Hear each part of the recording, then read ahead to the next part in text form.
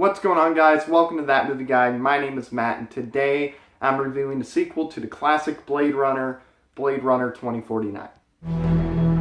There is an order to things.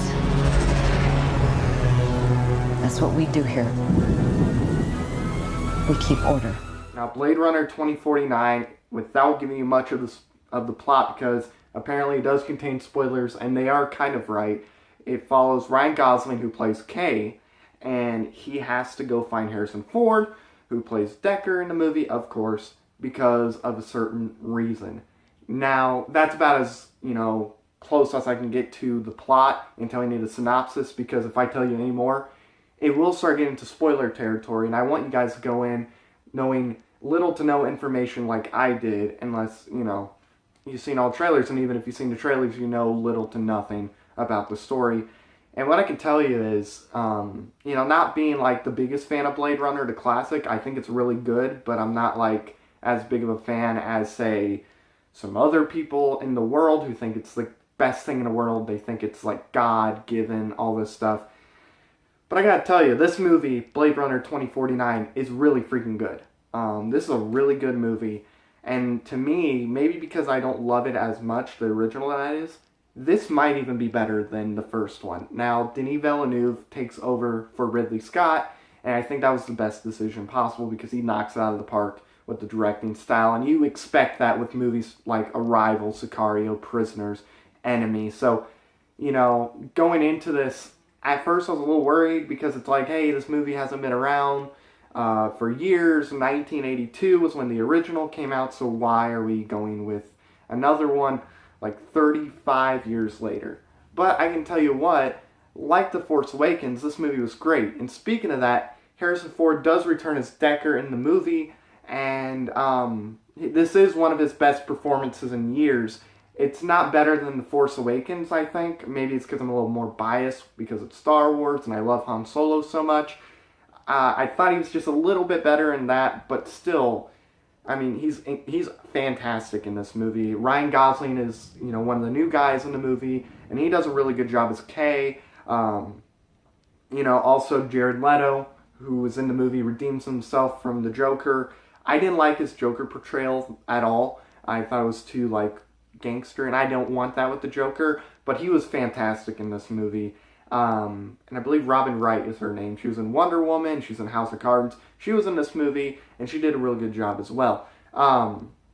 It does expand the lore, if you want to call it that. It expands the world of Blade Runner, I think, really, really well. It does a really good job with that, and it does a really good job not relying on the original as much. Yeah, you have it as a sequel to Blade Runner, but you'll be surprised when, Harrison Ford is in the movie. I'm not telling you exactly when, I'm not telling you what, but you'll be surprised just kind of when he's in it.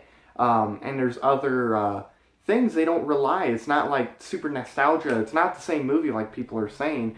I even watched the final cut today before going into this one. That way I'm as refreshed as possible. And it definitely is not a copy of Blade Runner. I think that's just a lazy thing.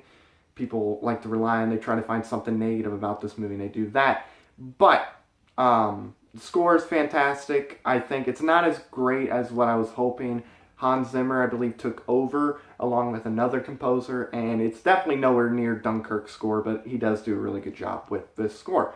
One last thing before I go into my rating. I don't talk about the cinematography a whole lot, but Roger Deakins, his cinematography in Blade Runner 2049 is spectacular.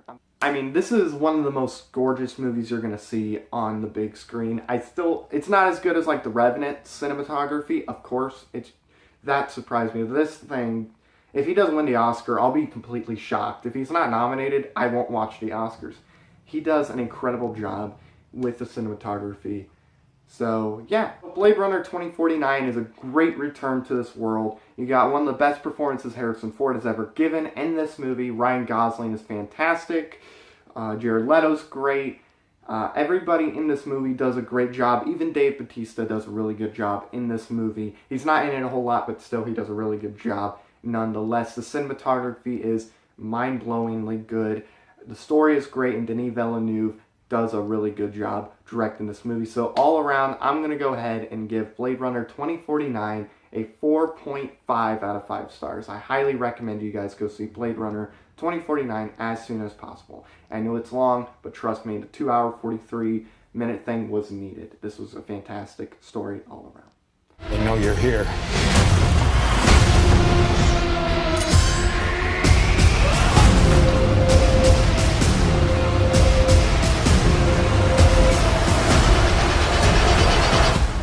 Blade Runner 2049 yet? Comment below, let me know your thoughts on it. If you're new, I want you to hit that subscribe button. Also hit the bell, that way you know when I upload, that way you know when new videos go up, all that good stuff. Also, share it if you think it's worth sharing. If you don't, whatever, it's your opinion. Thank you very much for watching. I've been Matt, and I will see you next time. Bye-bye.